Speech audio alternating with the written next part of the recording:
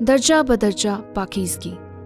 انجیل کے موافق زندگی گزارنے کے لیے آپ کو زیادہ سے زیادہ خداوند یسوع مسیح کی مانند بننے کی ضرورت ہے۔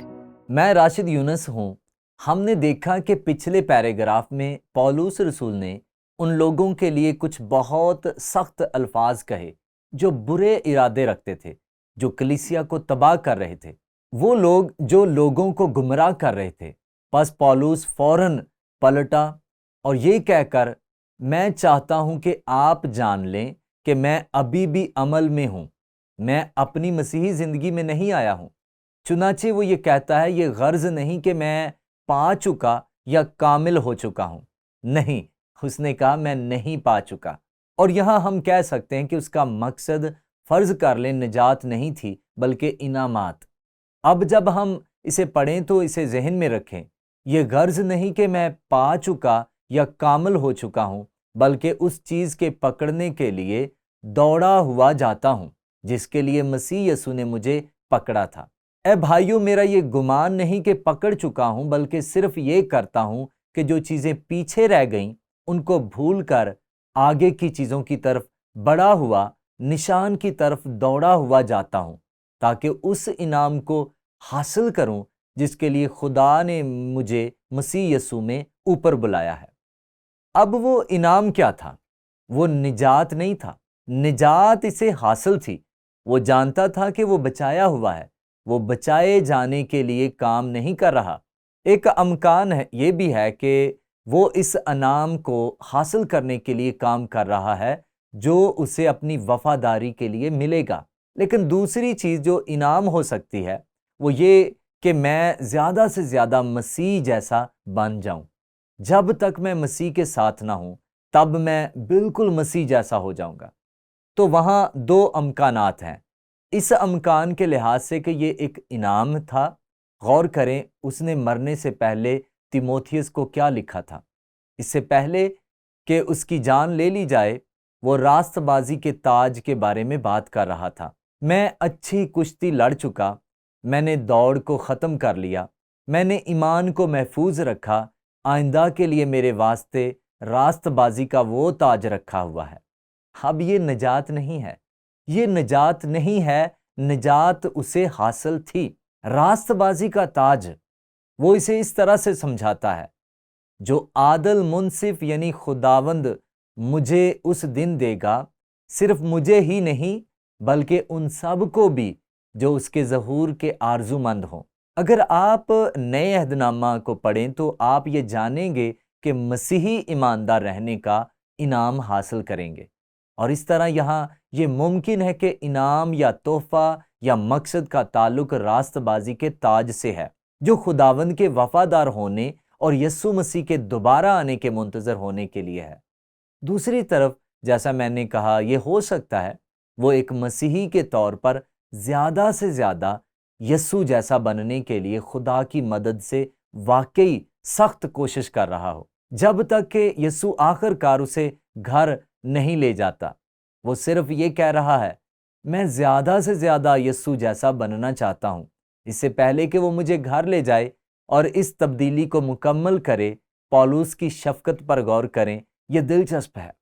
اس حقیقت کے ساتھ ملایا گیا کہ وہ لوگوں کے ساتھ بہت براہ راست ہو سکتا ہے جو مسیحیوں کو گمراہ کر رہے ہیں، کیونکہ بتیرے ایسے ہیں جن کا ذکر میں نے تم سے بارہا کیا اور اب بھی رو رو کر کہتا ہوں کہ وہ اپنے چال چلن سے مسیح کی صلیب کے دشمن ہیں، اور مجھے اس کے لیے افسوس ہے۔ اس نے کہا ان کے مقاصد سے بالا تر، بے شک وہ بہت خود غرض ہیں، ان کا انجام ہلاکت ہے، ان کا خدا پیٹ ہے، وہ اپنی شرم کی باتوں پر فخر کرتے ہیں اور دنیا کی چیزوں کے خیال میں رہتے ہیں، مگر ہمارا وطن آسمان پر ہے اور ہم ایک منجی یعنی خداوند یسوع مسیح کے وہاں سے آنے کے انتظار میں ہیں۔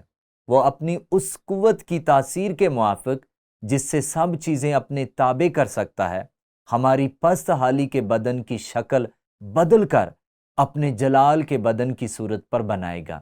اور یہاں یہ ممکن ہے کہ صورت بدل جانا ہی اصل انعام ہے، وہ یہ نہیں کر سکتا، لیکن یہ کہہ کر کہ اس سے پہلے کہ میں جلالی بدن کی صورت میں بنایا جاؤں، میں زیادہ سے زیادہ مسیح کی مانند بننا چاہتا ہوں۔ اس کا جلالی بدن تو یہاں دو امکانات ہیں، اس سے کوئی فرق نہیں پڑتا، کیونکہ پولس واقعی زیادہ سے زیادہ مسیح کی مانند بننے کے لیے پرعزم تھا، اور وہ کہتا ہے میں کامل نہیں ہوں، میں نے ابھی تک اپنا مقصد پورا نہیں کیا۔ تو آئیں ایک مرتبہ اصول کو دہرائیں، میں اسے درجہ بدرجہ پاکیزگی کہتا ہوں۔ انجیل کے موافق زندگی گزارنے کے لیے آپ کو زیادہ سے زیادہ خداوند یسوع مسیح کی مانند بننے کی ضرورت ہے، اور میں اسے اس تصور کے ساتھ اس کا خلاصہ کرنا چاہتا ہوں۔ جب ہم خداوند یسوع مسیح پر ایمان رکھتے ہیں تو ہمیں مقامی پاکیزگی حاصل ہوتی ہے۔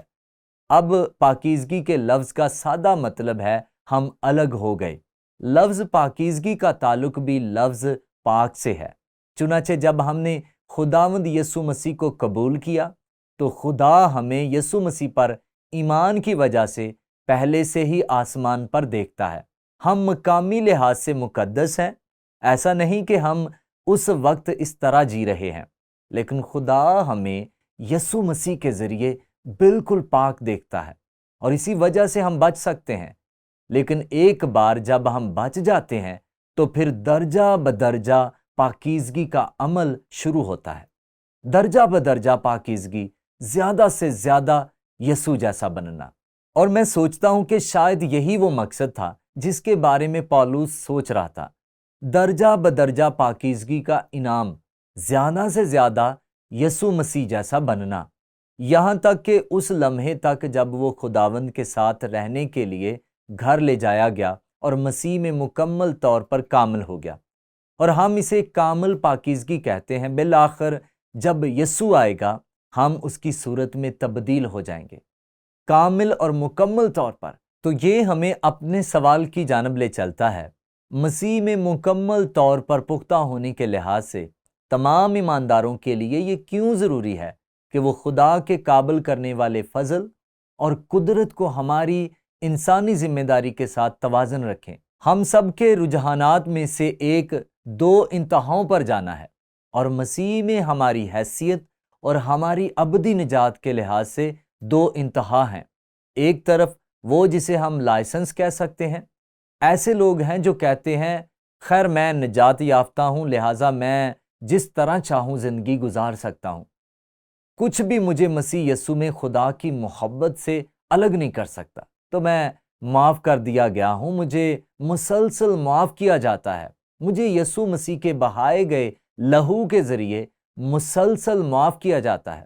اس لحاظ سے ہاں یہ سچ ہے، لیکن ایک سچا ایماندار اس لمحے اگر وہ سچا ایماندار ہے، یقینی طور پر خدا کے فضل سے فائدہ اٹھا رہا ہے اور نظم و ضبط سے کام لے گا، اور اگر وہ نظم و ضبط نہیں رکھتا ہے تو شاید وہ سچا ایماندار نہیں ہے۔ میں ایک شریف آدمی کو جانتا ہوں، میں اسے بہت اچھی طرح جانتا ہوں، اسے میرا دوست سمجھ لیجئے۔ مجھے یاد ہے جب وہ اپنی تیسری طلاق میں جا رہا تھا اور اس نے ہر بار زنا کیا تھا جو طلاق تک لے گیا، اس نے کہا خیر خدا مجھے معاف کر دے گا، میں وہی کرنے جا رہا ہوں جو میں کرنا چاہتا ہوں، خدا مجھے معاف کر دے گا۔ اب صرف خدا ہی اس کے مسیح کے ساتھ تعلق کو جانتا ہے، لیکن میں نے اس کی زندگی میں زیادہ نظم و ضبط نہیں دیکھا، کیونکہ وہ خدا کی مرضی کے خلاف چلا گیا تھا۔ ایک بار پھر میں اس کا فیصلہ نہیں کروں گا، لیکن میں جانتا ہوں کہ یہ لائسنس ہے، یہ خدا کے فضل کا فائدہ اٹھایا جا رہا ہے، یہ اس تحفے کا فائدہ اٹھایا جا رہا ہے جو خدا نے ہمیں دیا۔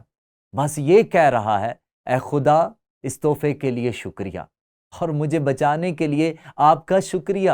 تو اب میں آگے بڑھنے جا رہا ہوں اور جس طرح بھی جینا چاہتا ہوں زندہ رہوں گا، یہ یقینی طور پر ایک انتہا ہے اور خدا کی مرضی نہیں ہے۔ اس کا دوسرا رخ شریعت ہے، لائسنس سے لے کر شریعت تک، اور یہ خود کو بچانے کے لیے کام کر رہا ہے۔ یہ کام پر مبنی مسیحی زندگی ہے۔